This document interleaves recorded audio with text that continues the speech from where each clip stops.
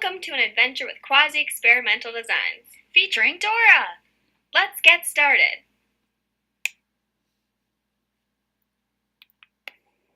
During today's adventure, we will explore quasi-experiments, understanding what they are and what sets them apart from other experiments. We'll delve into a subset of different types of quasi-experiments and discover the strengths and limitations of these. Along the way, you'll have opportunities to jump in and test your knowledge. If you're ready to start this journey, say, "Research rocks!"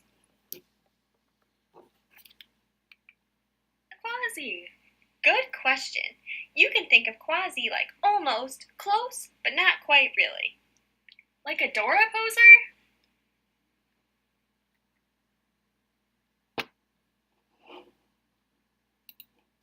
Let's test your knowledge. Which of the following describes a quasi-experiment? A. An intervention is deliberately introduced to observe its effects. B. Units are assigned to receive the treatment or an alternative condition by a random process. C. Units are not assigned to conditions randomly.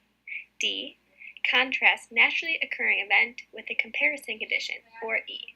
Observe the size and direction of a relationship. Correct. It's C. Units are not assigned to conditions randomly in a quasi-experiment. We're going to refer to randomized experiments as true experiments, because that is the major difference from quasi-experiments. There are at least two groups who receive different treatments, and those treatments are assigned independent of the status of the subjects at the beginning. But just because there's a control doesn't mean it's a perfect experiment. Remember, quasi-experiments don't use random assignments. They potentially lack two treatment conditions for comparison, and there's a problem with causal interpretation, which we'll discuss. And why would you use a quasi-experiment to design? Sometimes quasi-experiments are referred to as social experiments, reflecting one of the most common settings, social settings, like planned interventions. But they may not always be restricted to psychologically minded experiments. You can think about persuasive efforts, changes in conditions and policy, or efforts at social remediation. With quasi-experiments, assignments to conditions could be self-selected. For example, we can't assign certain kids to be raised in an abusive home, or for some people to get PTSD after a mass shooting, because those are not ethical and they sound absurd. But the implications of those events are important to study nonetheless, which brings us to unplanned conditions. Unplanned conditions offer opportunity for quasi-experiments if there is a discrete variable or event which you can treat as a single treatment applied at a single time point. Important to understand the limitations to quasi-experiments. There are threats to internal validity and threats to external validity. Validity measures whether the difference is due to experimental treatment. So we're thinking about how the study was carried out itself. Here are some examples of threats to internal validity. History refers to the experiences besides the treatment or experimental variable that occur between measurements. For example, if a study is investigating the course of patients with depression and they begin a medication or experience a hardship, these might confound the results of the treatment. The more time that passes between measurements, the greater the potential threat. Maturation involves the passage of time, occurring individually within each subject. For example, they grow older, more experienced, or more tired. Maturation can involve natural improvements or declines in the subjects. Testing effects may occur with repeated testing. Think about standardized testing. Sometimes a subsequent test shows an increase because familiarity with the format does not necessarily reflect an increase in ability. Remember that first question we started with? Find the example of the quasi-experiment. We could think of that as a pre-test assessment, which was designed to measure baseline knowledge. If I gave you that same question at the end of this, your previous exposure to the question may affect how you subsequently answer the question, and therefore affect your second score. Remember, the questions can only be novel to the participants once. Instrumentation refers to the potential changes in measurement from changes in the measuring instrument itself or the rater. For example, what if the clinic wanted to know how many clients had autism spectrum disorder in the current decade? In 2010, when the study began, psychologists were using the DSM-4. However, with the implementation of DSM-5, the criteria for autism spectrum disorder changed, and that will affect the diagnostic prevalence for the study. 5 is statistical regression. These threats occur when groups are selected based on extreme scores or behavior, because the behavior will naturally tend to go toward the group's average or regress toward the mean over time. This could make it seem like the worst off, initially, improve the most. When a study selects for extreme scores, the change may be due to the regression to the mean, rather than the benefits of the treatment program, which confounds the conclusion. Another example is selection biases, which occur if participants are not equally recruited for the two groups. For example, more distressed patients may enter treatment for their condition, and therefore the initial level of the groups is not equal to begin with, or they differ in ways that may confound the results. There can be self-selection bias, like in the example when patients sign up for themselves, or experimenter selection bias, when researchers choose who gets the program treatment versus control comparison. If enrollment is based on first come, first serve, for example, there may be underlying factors differentiating the people who are most eager that makes the groups unequal to begin with. Experimental mortality is the differential loss of respondents from the comparison group. Think about a treatment program for drug use. There may be unequal dropout rates among subgroups. For example, people not receiving treatment versus those who are, which may be similar to satisfied or unsatisfied participants, or there may be differential dropout between heavy and light drug users. Selected maturation interaction occurs in multiple group designs when the interaction is mistaken as a result of the experimental variable, but perhaps the group differed in initial level and maturation rates. So let's think about a non-equivalent control design. For example, a school wants to measure whether implementing an extra reading group will improve verbal skills in the students. The selection bias comes into play when the school allows children to sign up for the group. These kids are more motivated to engage and learn, and therefore are more likely to develop stronger verbal skills than the kids in the control comparison who do not attend their extra reading group. These present a number of ways that quasi-experiments can break down, but the best quasi-experiments have internal validity similar to that of randomized experiments. If an experiment is going to use two groups, making them as initially comparable as possible will control for many of these threats. Validity asks about the generalizability of the study to other populations, settings, or variables. Here are some examples of threats to external validity. One is a reactive or interaction effect of testing. A pretest might affect the participant's sensitivity or responsiveness to the experimental variable, making the results ungeneralizable to an unpretested population.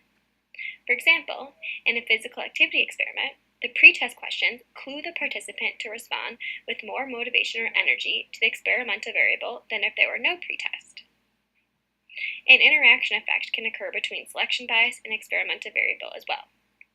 For example, choosing low-achieving students to test a new teaching method may not generalize to all students. The selection factor, low achieving in this case, interacting with the treatment or the teaching method, would not be the case if the groups were randomly selected. The third example is reactive effects of experimental arrangements, which make it difficult to generalize the effect of the experimental variable to populations outside of an experimental setting. For example, an experiment may show increased smoking cessation, but this benefit may not be seen when the smoking treatment is implemented. This could be due to the effect from the participants knowing they are participating in the experiment. Multiple treatment inference refers to the problem when multiple treatments are applied to the same group of people. For example, let's say a group of people in a repeated measures design receive mindfulness training, followed by psychotherapy. If improvements in the patient's conditions cannot be generalized to a single treatment, the mindfulness effects may be delayed and overlap the psychotherapy intervention. It's time to test your knowledge. Listen carefully. Boots wants to know how the banana trees handled a terrible storm. He invites 4 friends to pick 2 bananas each and meet him for a taste testing after the storm. 2 friends show up first with their bananas and receive the same questionnaire. The instructions say to judge the banana on the following characteristics, like color, firmness, sweetness, and chewiness. Boots tells them that if the banana earns less than a composite score of 25, then that banana tree is deemed unharvestable. The next group of friends shows up, and Boots gives them the questionnaire explaining their job is to judge the banana on the following characteristics like color, firmness, sweetness, and chewiness. Boots tells the friends that if the banana scores less than 30, then that banana tree is deemed unharvestable. Which of the following is a potential threat to the internal validity of Boots' experiment?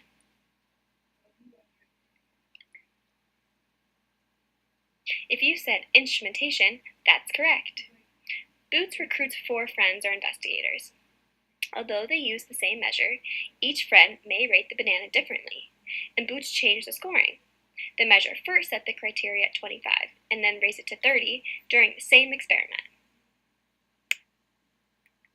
Really trust a quasi-experiment to test a causal hypothesis? The short answer is yeah. The complicated answer is it depends, and the long answer is this.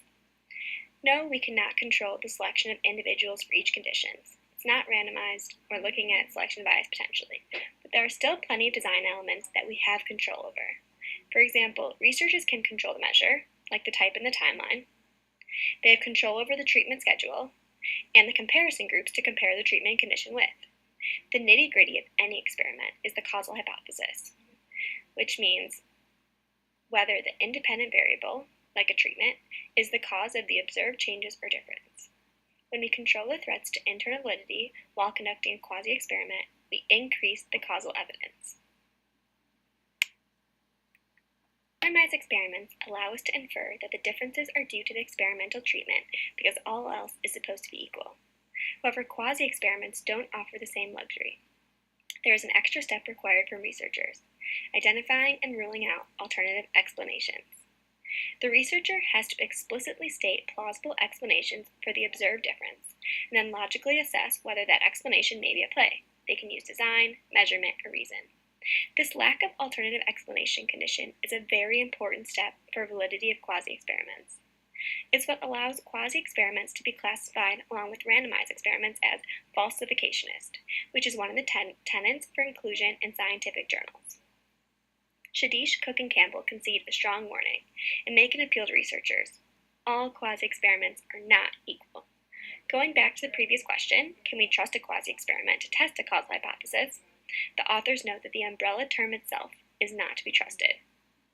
But it's also not to be watered down by experiments that fail to control for threats to validity when they can be. If all quasi-experiments are not equal, you might be wondering, what are the best types? The best types include interrupted time series and regression discontinuity. Weaker, but still okay, are control groups with careful matching, unstable pretest attributes combined with other design features to address threats to validity. There are best kinds of quasi-experiments is an oversimplification. There are definite strengths of experimental designs and weaknesses of randomized experimental designs. As a general rule, use randomized experiments when possible. Like all experiments, quasi-experimental designs improve with added design elements, like comparison groups or pretest measures.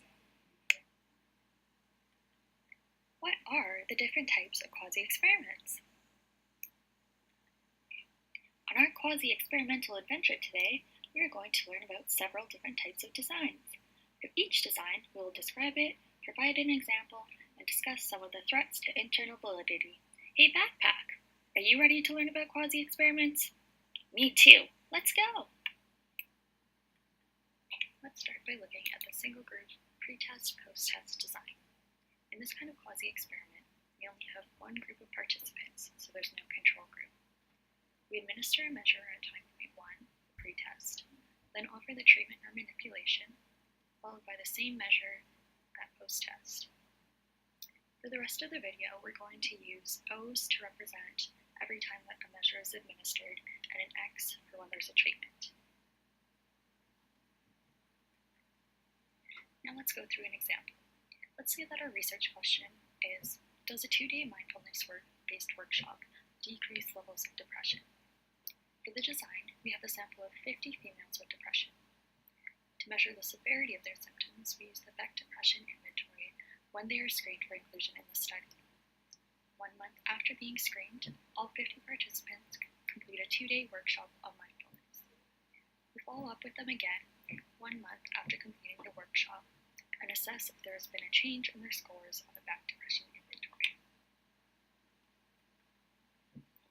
In this example, can we say that mindfulness workshop caused a decrease in depression? To establish causality, we have to keep 3 things in mind. The treatment must precede the change in depression, and our design meets the standard. Second, the treatment must be related to the change in depression.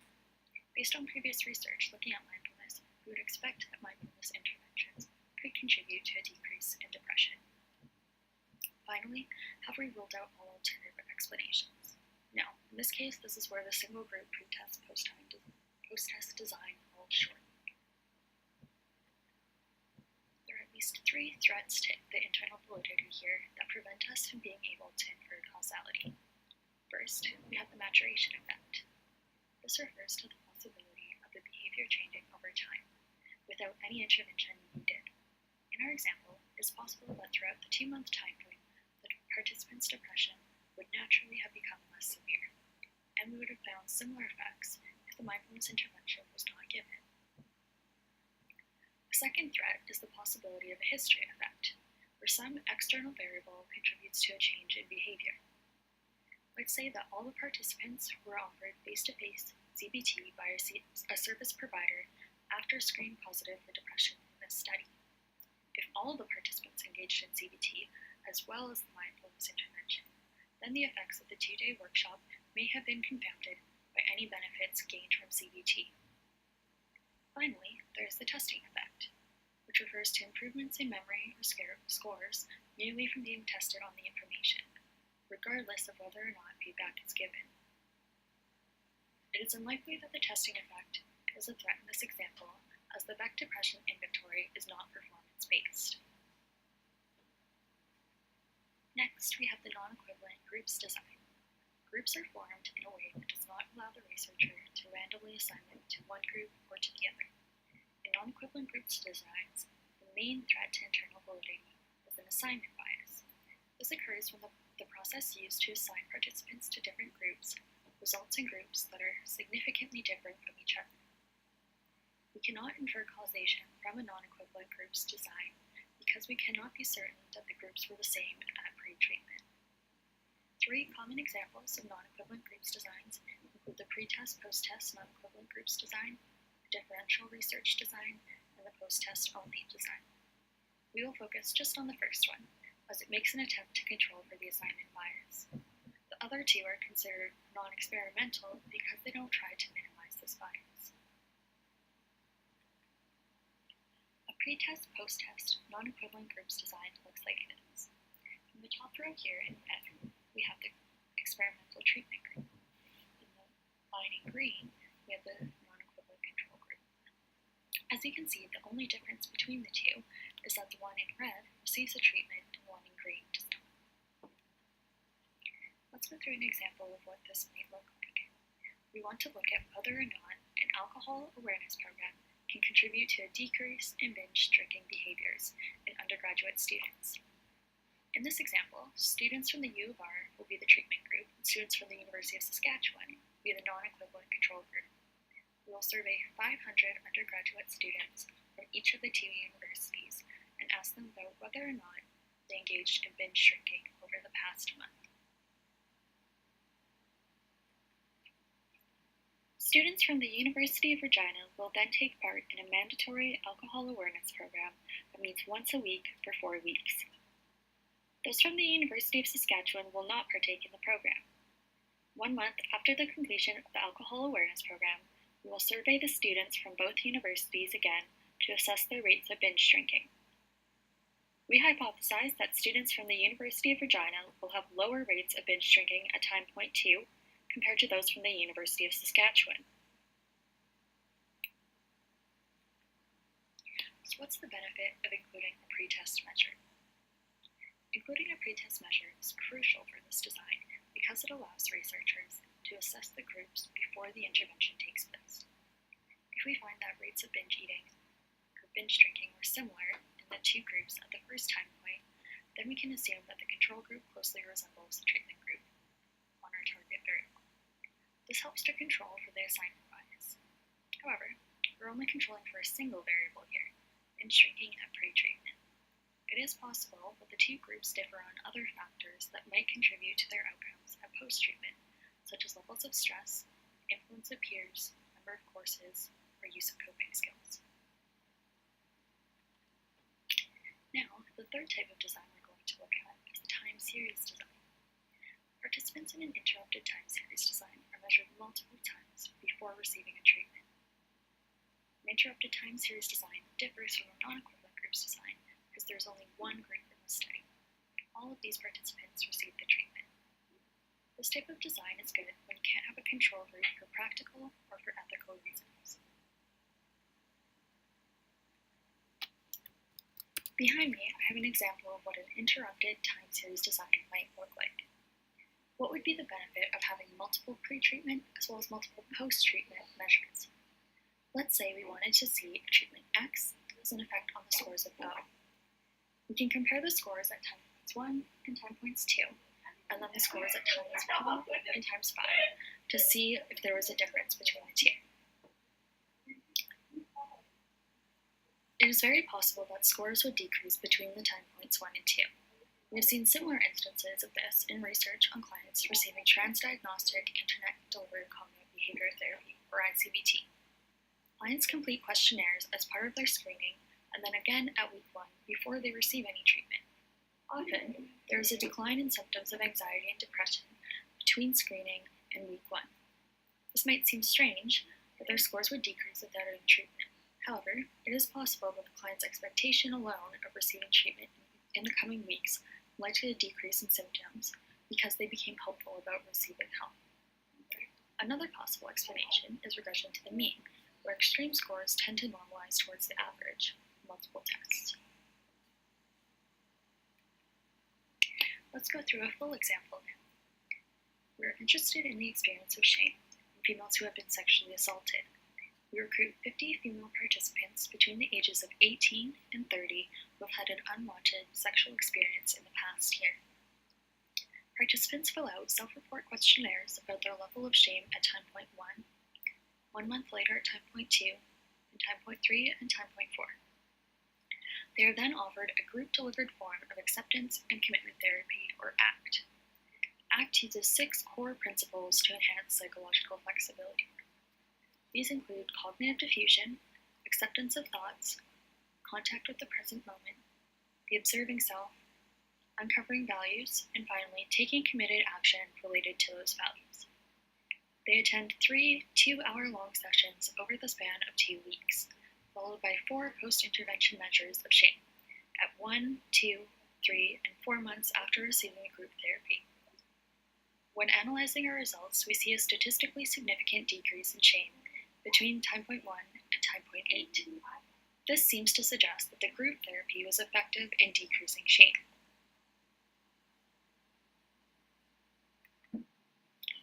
What might be wrong with this assumption? An alternative explanation is that the participants' experience of shame would have decreased over time, regardless of whether or not they received the ACT group therapy. Thankfully, since we included 4 pre-test measures, we can detect whether there might have been a trend of decreasing shame in the months before the intervention was offered. If the change in shame was larger between the time of the treatment and the next measurement than between the 2 time points before the intervention, then there is fairly strong evidence to suggest that the intervention played a role in decreasing levels of shame.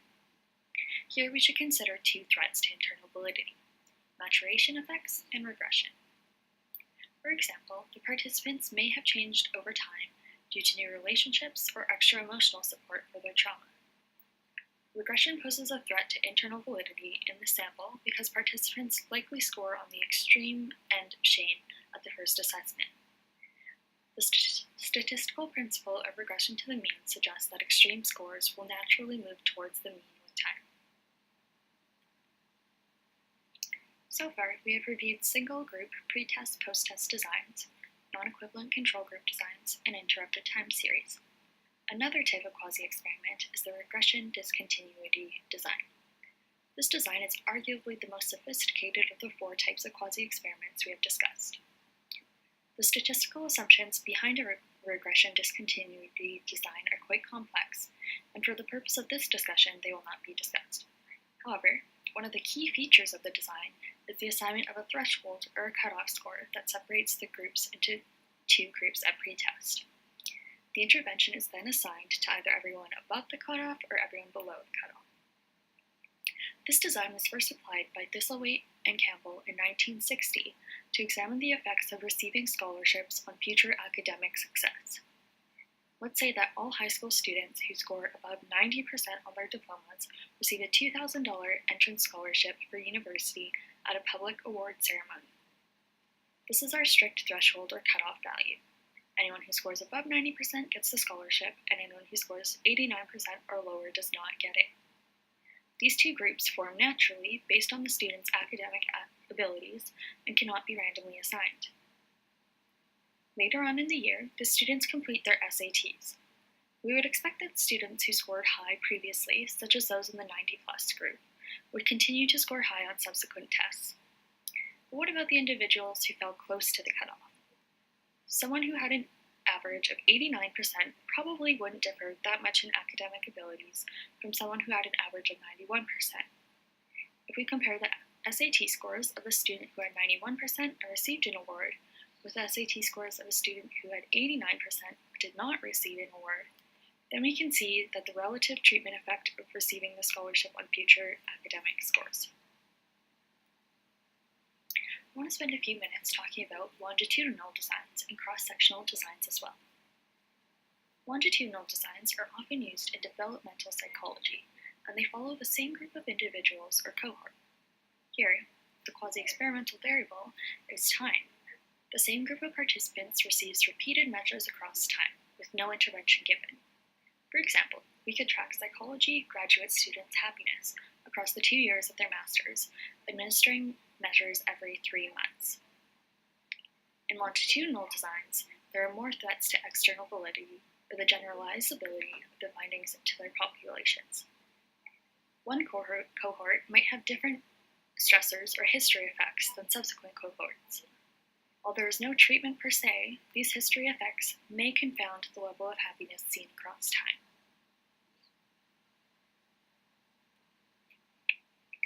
Cross-sectional designs are also common in developmental psychology, where researchers look at different groups of participants who are similar in most factors other than one. For example, a survey may be administered to assess attitudes toward the current U.S. government. We may select different sections that will be administered that survey at the same time. One way to do this is to compare attitudes in different states, controlling for SES, age, and other factors. Another design could assess the attitudes towards the U.S. government in people ages 15 to 24, 25 to 34, and 35 to 44. A potential confounding variable here is the effect of generation. It may be possible that individuals in the 35 to 44-year-old group have a generational difference from those in the 15 to 24-year-old group because of shared experiences with the government in the past. All of the designs we have explored today come with a set of strengths and limitations. As we move towards more complex designs, such as regression discontinuity, we get closer to achieving a true experimental design. But can we combine different types of methods to reduce the limitations of each method on its own? Some researchers will use mixed methods to provide a more complete picture of the phenomenon that they are trying to study. One example of this is using a combination of quantitative as well as qualitative methods. Mixed methods research is common in disciplines such as nursing and may be used in patient-centered medical home models to enhance cost outcomes, quality, and patient experiences of care. There are 5 common mixed methods designs that can be used to answer a variety of questions. First, we can validate findings using quantitative and qualitative data sources. Second, we can use a qualitative data to explore quantitative findings. A third option is that we can use mixed results to develop survey instruments. Fourth, we can use qualitative data to augment a quantitative outcome study. Finally, we could involve community-based stakeholders in a participatory approach. Critical multiplism is an extension of mixed methods models and encourages the use of rationally justified multiple approaches. That is, there must be a theoretical underpinning for why you are choosing the combination of methods. While it is much more difficult to analyze findings in this kind of design, there is the advantage of potentially including viewpoints from a variety of stakeholders.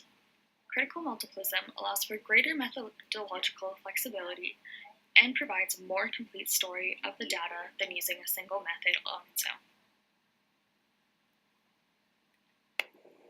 Let's review. Follow along during the comprehensive example.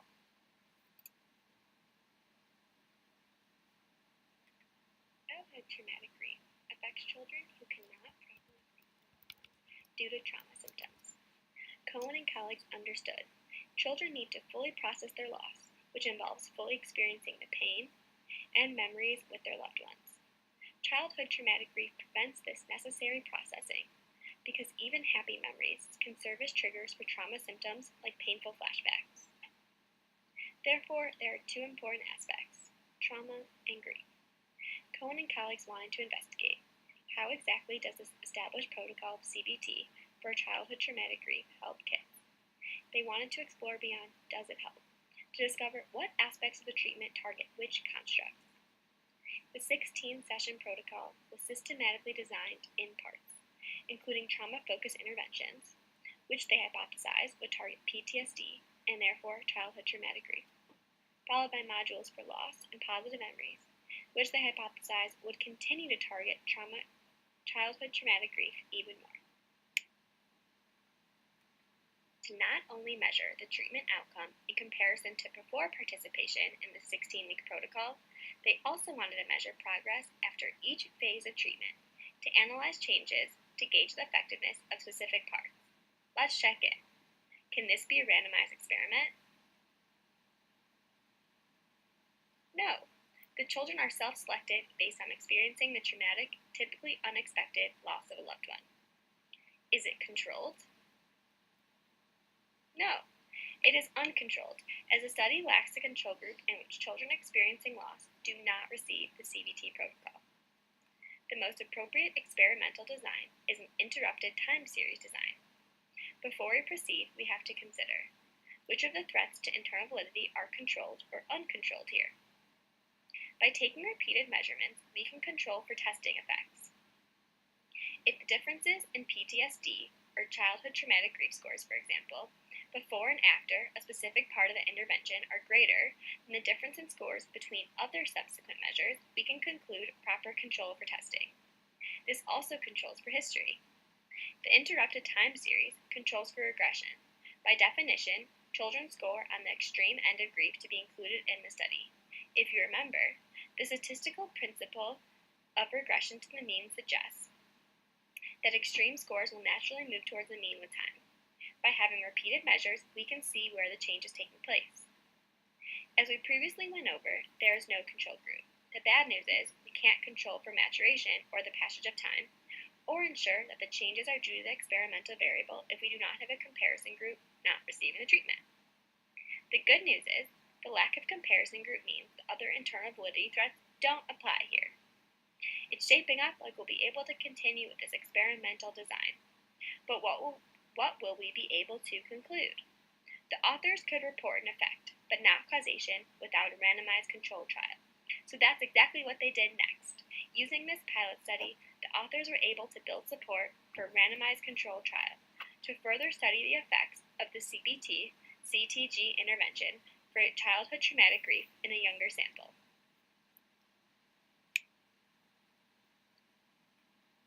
Now it's your turn. My backpack is full of knowledge about quasi-experimental designs after our adventure today. Since everyone has been listening so well, we want to give you a chance to design a quasi-experiment. Everyone grab some pen and paper and split yourself up into groups of 2 or 3.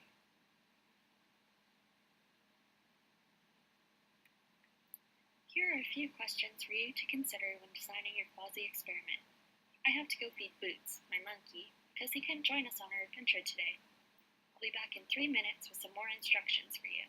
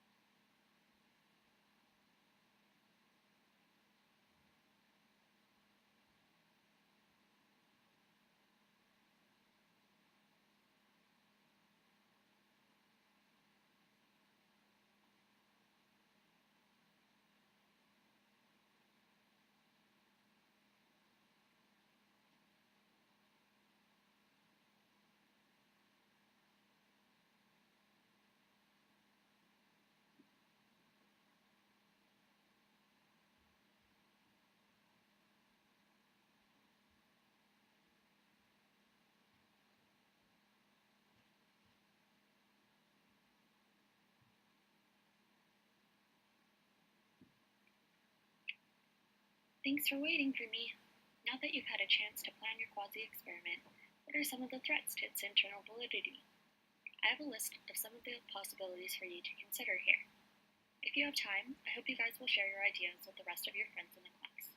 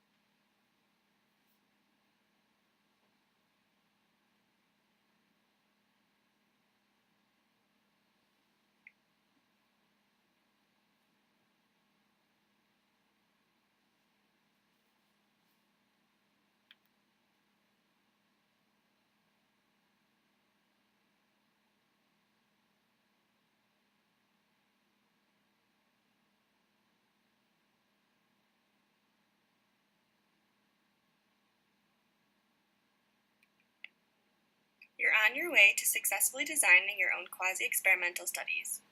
As a consumer of research, it's important to remember that researchers won't explicitly label the study as using a quasi-experimental approach. With your knowledge about the components of quasi-experimental designs and the threats to validity, you'll be able to judge the studies for yourself to ensure appropriate conclusions are drawn. For joining us in our quasi-experimental adventure. What was your favorite part? That was my favorite part too. What was your favorite part? My favorite part was when you went through that example all on your own.